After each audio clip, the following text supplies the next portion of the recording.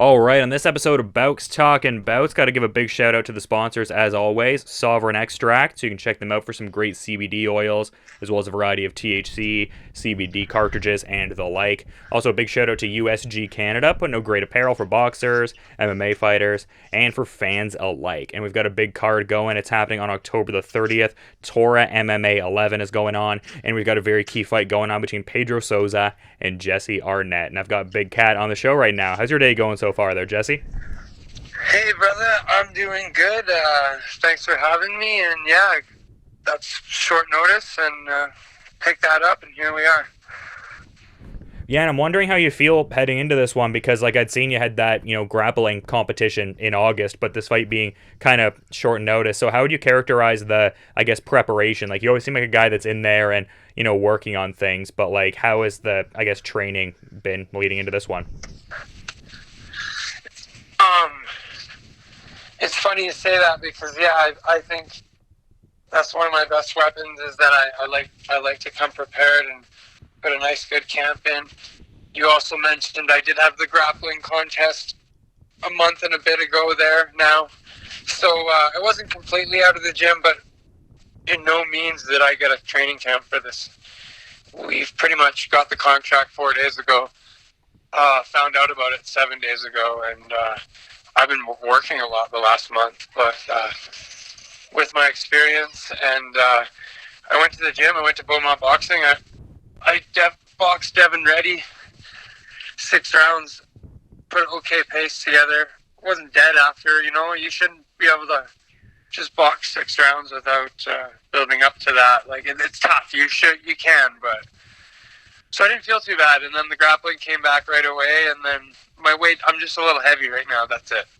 And the camp helps prepare the weight come off, so I gotta be really cautious these next 10 days, whatever we're at now. Yeah, and you mentioned Devin Reddy in there. You're working with the usual suspects for this one, like, Jake Lee Peacock and Anderson Goncalves and all those guys there, because it seems like there's a great, dynamic there in Calgary and a lot of great martial artists. You know what? I haven't, right now I've just, Avalanca. Yeah. I've been doing my Brazilian Jiu-Jitsu and my MMA training at Avalanca right now, and then I've been Beaumont Boxing. Like I mentioned, I didn't get much of a camp. Usually I spar at Jake's on Saturdays, but I just fine-tune things a little differently with the 15 or maybe 20 days max notice I've had for this. If that, I wouldn't say 20 days even, actually. So less than that. But anyway, yeah, he just got a hookup through this management team in Serbia, through England, and then MTK. They're pretty reputable, and then that Mohammed guy got a hold of me, and then they liked me, and then bam. I guess his job was to find a fight for Pedro Souza for Taura. That's what was available short notice. They wanted to show that we had someone right away because this guy had to get someone for Pedro. And then Pedro took 6-7 hours to get back to us. They liked it. So ultimately, they're bringing me in to lose to him, but they don't know who I am. Do you know what I mean? Yeah, I definitely understand the dynamic in that regard. So it's going to be a curious one because, I saw the tweet you had up earlier, too, where you were talking about, oh, yeah, people talk about his 10 submission wins. Well, I've got 11. So that kind of articulates it there, right? And I do better if I bring it how I am, hey, whatever, fuck. And I'm not fighting cab drivers either. We got, on paper, it looks like we have similar experiences, but I fought night and day the harder competition. The guys I lost, I'm 13 wins and 2 losses in my last 15, and both those guys are fighting in Bellator and UFC and doing well. So I know I still got a good chance at this, and I think with another win here, I got a chance at a big show with the guys I'm dealing with now at MTK Global. And also, this card's stacked, man. This is the first time I'll be the first fight of the night. It's like Bigfoot's on the card. Darren Cruikshank, Kyle Bosniak, that guy, DJ Linderman. It's packed. Yeah, it's a stacked event, and that's partly why I was excited to see you as being part of it. So, I mean, Oh, for sure. I'm so happy. And it's one of the first shows back in Florida with a crowd allowed. So being American top team and all that stuff, I bet there's be some cool fighters around. And people will be out watching that. yeah, I think so as well. But based on what you're talking about here, it seems like the deal with Taura MMA is maybe just like a one fight kind of agreement at this point. It's one, and I'm going either. I'm taking this kid out. This is life or death for me because I know what's on the other side because I'm hooked up now. I literally, these guys can get me what I need. I just got to get a win. You know what I mean? This will be the closest I'll ever be. This is the most important fight I'll ever have. And the circumstances that I am dealt right now with it, with being short notice, and like it's nice because even when you go back and you spar and you're a little bit out of shape, well, the more experience you get, you like that feeling a little bit. Like you're getting the rounds done, even though it's like you build up to this usually, but when you have no choice but to get them done, you can get confidence off of that. Because I've got through some hard rounds in these last 10 days. Some rounds that take me some time to usually build up to. So with that confidence right there, I know I'm going to do well. And I like the matchup. And it's no rush. It's no rush. The first round might be slow, but it's no rush.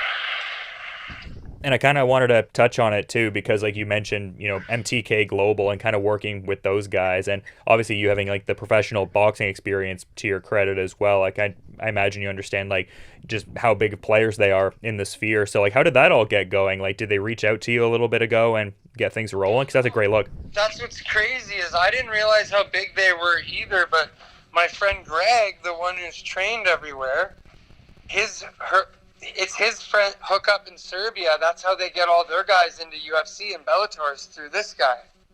They looked at my highlight reel. The buddy owed Greg a favor, and they liked my highlight reel, and there it is. And a great look too. I mean, like this is. You know what's crazy about this is we didn't. If Greg would have said something in like March or May or June or something to these people, like why didn't we think of it then, right? Like. He's just like, we weren't thinking straight. We're watching all these people fight everywhere, you know what I mean? And I didn't have any management forever because I was just like, whatever, fuck. Who needs management? I got held back in my contract with Petre, and that first round guys were pissed because it was the second time I wasn't let out, and they like left me there. I wasn't managed since first round. So it's nice now to have these guys on my side. Yeah, and you're in a great spot too, just with the broadcast options for, you know, Taura MMA. They've got like some pretty good deals. Like they've got that, you know, pay-per-view in Combate in Brazil going on there, and FOX Deportes in the US. I'm fighting on a pay-per-view there. I realized that too. And it's FOX Sports. So it's going to be in some FOX channels. Will get it in the States. Yeah, I mean, it's a great look, man, and just great to see you on the card. And I imagine you're chomping at the bit, too, just with the last fight being in February. You know, you get back to the win column in a big way with the submission win. I think everyone around the whole situation for years who's been around me or Canadian MMA understand that this is an important shot for me here. So I'll make the best of it. I know. I like the matchup, man. He's never been subbed either. Imagine I crack him with a left hand and, well, he's all rattled, grab his neck or something, like rear naked choke right early, like minute in, wouldn't even have to fight the guy. That would be good, eh? Yeah, well, I mean, that would be part and parcel with your, you know, highlight reel. I mean, a fair bit of highlights come from you rocking guys with the strikes and then putting in the grip and choking them out, so that would be true big cat form. 100%. And I feel he's got good jiu-jitsu, but where he's good is the subs that I'm good at defending with MMA, and I got a great squad of jiu-jitsu kids right now around me that are helping me prepare for him. Yeah, I know for a couple fights ago there, you were really emphasizing jiu-jitsu training in the gi. Like, are you doing a lot of like gi training there with this, or is it no gi mostly? I haven't done gi in too long, brother. I've only been doing no gi. And like I mentioned, the training hasn't been as regular as usual because COVID and everything this year, right? So kind of training in seasons. Yeah, I guess it's just about like maintaining like the mental game in a way too. Like, I mean, we've talked about before how the wrestling as a base kind of lend itself to having a black belt in sports psychology there. So, I mean, that's probably playing a role here too. Yeah, I'm excited. I think it's going to be a good fight, and I have a strong mind and a strong wrestling pedigree, and I think I'm excited. There's some big names on there, and it's like kind of like a big show feel for us.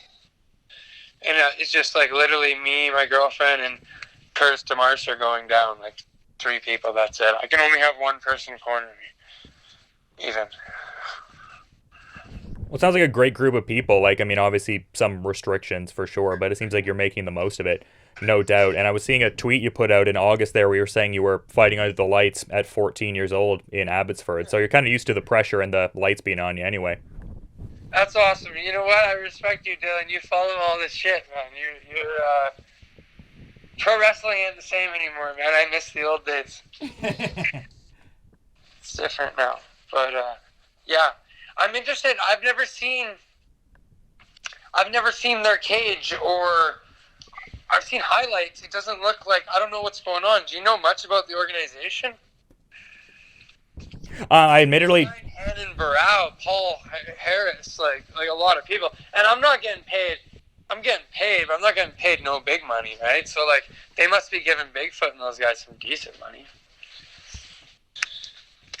yeah, I mean, admittedly, it seemed like a promotion that kind of popped up in a big way for me even. I'm admittedly not as familiar as I could be, but I mean, to your point, like, yeah, it seems like they've been rolling out some big name signees over the last few months, and just really trying to make a big move out of here. So good to also be under that banner for this one here. It'll be interesting because they have a show this weekend, and Jared Rev, he's another Canadian's on it.